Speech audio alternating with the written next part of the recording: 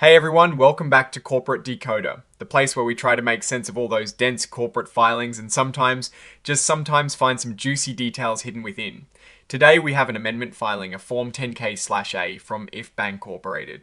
Now, what does that mean, you ask? Well, it means they had to go back and add some missing pieces to their main annual report. And who better than us to decode what those pieces reveal? Alright, let's dive straight into the heart of this filing. If Bancorp, a financial services company, is filing this amendment to add what is called Part 3 of their annual report. Basically, this is where they lay out details about their directors, executive pay, and who owns a big chunk of the company. It's like the company's who's who and how much they're worth in the company. If Bancorp is registered on the Nasdaq stock market, LLC under the ticker symbol EROC. Looking at the market value of what most people can buy, not including insiders, it was about $56 million at the end of last year. That gives you a snapshot of how the market sees the company's overall value. This particular filing is an amendment to their original annual report, meaning they are updating or adding information. It covers the fiscal year that ended on the 30th of June 2025. Typically, these amendments happen when a company plans to file its annual proxy statement later than usual, which is what If Bancorp is doing here. They're giving us the crucial Part 3 information now instead of later. Let's start with the people in charge, the directors and executive officers, and how the company is run. If Bancorp's board has 9 members, they operate on a staggered system, meaning only about a third of the board is up for election each year, which is a pretty common practice to ensure some continuity. The report lists out each director and their business experience, age, and qualifications. It gives us a good look at the experience these folks bring to the table. Take Dr. Rodney A. Yergler, for example. He ran his own dental practice for many years and seems to be very involved in the local community, serving on health boards and church committees. Therese Pamela J. Verkler, who has a massive amount of experience in the financial services industry, over 40 years to be exact, holding key financial roles within the company. Alan D. Martin, who was the president and chief executive officer, also has a long history with the company and significant ties to the local business community. It seems like many of the directors have deep roots in the communities they serve, which is often a good sign for a regional financial institution. Walter H. Hasselbring III is a key player here. He's currently the Chief Executive Officer and Chairman. Before that, he was President and CEO.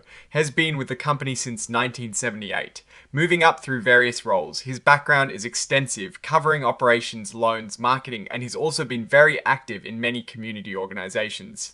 The depth of his experience and community involvement is clearly a big plus for the board. Scott J. Dworshak is another significant name. He leads a trade association for electrical contractors and sits on several boards overseeing substantial assets.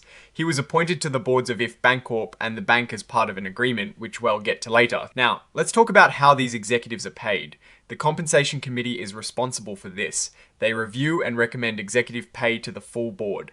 This committee is made up entirely of independent directors, which is a good sign for balanced decision making. For the fiscal year 2025, the named executives are Walter H. Hasselbring III, the CEO, Pamela J. Verkler, the CFO, and Thomas J. Chamberlain, the president. Their compensation philosophy is all about being an employer of choice, linking pay to performance, and maintaining flexibility.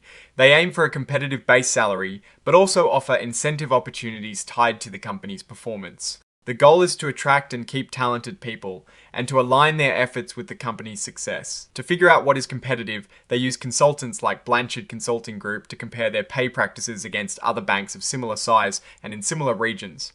They looked at 14 publicly traded financial institutions with assets between about $635 million and $1.9 billion. If Bancorp itself is on the smaller end of that spectrum with assets around $885 million. Okay, here is where the numbers get interesting for executive compensation. This is the summary compensation table. For the CEO, Walter H. Hasselbring III, in fiscal year 2025, his salary was $447,000.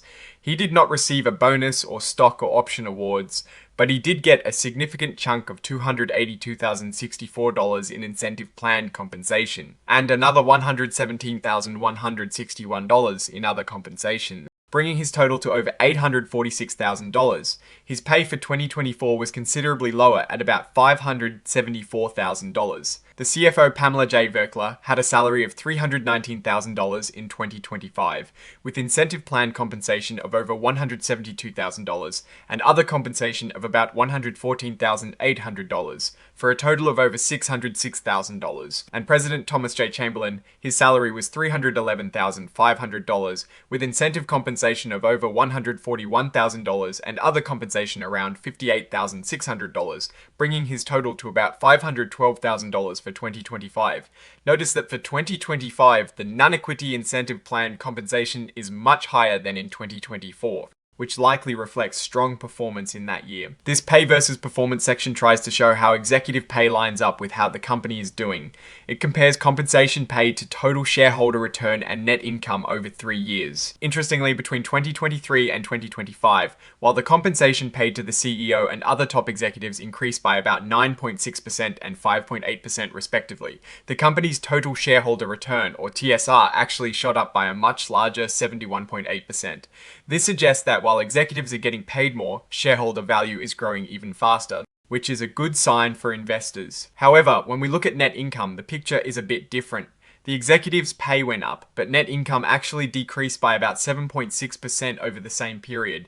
This is a point to watch. While shareholder returns are up, that decrease in net income, especially when executive pay is rising, could raise some questions about the alignment of incentives. Moving on to who actually owns the company, the Employee Stock Ownership Plan, or ESOP, holds a significant chunk, about 9.38% of the company's shares. That means a good portion of the stock is held by the employees themselves through this plan. Then we have Joseph Stilwell, who through various entities is a pretty big shareholder with nearly 9% of the stock. And Jeffrey L. Gendel, also through entities, owns a close to 9.73%. These are substantial ownership stakes. Looking at the ownership among directors and executive officers, Alan D. Martin holds about 45,000 shares, representing 1.35% of the company's stock. Dennis C. Wittenborn holds a bit more, around 57,000 shares, or 1.71%. The CEO, Walter H. Hasselbring III, owns about 70,000 shares, which is 2.08%. Pamela J. Virkler, the CFO, has around 50,000 shares, or 1.52%. And Thomas J. Chamberlain, the president, holds about 68,000 shares, 2.04%. As a group, all directors and executive officers collectively own over 392,000 shares, which is about 11.71% of the company. That level of insider ownership can sometimes signal confidence from leadership. This part talks about stock options and other equity awards that the company can give out. As of the 30th of June 2025, they had about 52,970 shares remaining available for issuance under their stockholder approved equity compensation plans. This is a relatively small number, which suggests they are not heavily relying on adding new equity awards to incentivize management for the near future. This section flags potential conflicts of interest, particularly around loans to directors and officers. It mentions that loans to these individuals must be on terms similar to those offered to the general public, or if they are part of an employee benefit program, they must follow specific rules. For example, Director Dennis C. Wittenborn had a home equity line of credit with the company. He also had a mortgage loan. The interest rate on that HELOC was quite friendly at 1.5%. For fiscal year 2025, his largest aggregate balance was over $563,000. Director Rodney Yergler also had loans, including consumer loans and a home equity line of credit totaling over $849,000 in outstanding balance at one point. The interest rates here are a bit higher than the 1.5% on the HELOC. The report states that any loans to directors or officers that exceed certain thresholds must be approved by disinterested members of the board. This is a standard practice to ensure fairness. When it comes to director independence, the board has declared all directors independent except for the CEO, Walter H. Hasselbring III, and the CFO, Pamela J. Virkler, which makes sense since they are company executives. This is important for ensuring that independent directors can make decisions without personal bias. Here we see the fees paid to their auditor, Forvis Mazars LLP, for fiscal year 2025. They were paid about $188,575 for audit fees and around $30,477 for tax fees. For 2024, the audit fees were a bit lower at $174,561. All these services were approved by the Audit Committee, which is standard practice to maintain auditor independence. This part lists the exhibits filed with the report. Most importantly, it includes the certifications from the CEO and CFO. These are statements under oath that they reviewed the financial reports and believe them to be accurate and fair. We see the certifications from the Chief Executive Officer and the Chief Financial Officer are Exhibits 31.1 and 31.2 respectively. Now let's put it all together. If Bancorp rated as a regional financial institution seems to be operating with the experienced leadership team, the compensation structure, while generous, appears to be tied to performance, particularly the strong shareholder returns seen between 2023 and 25.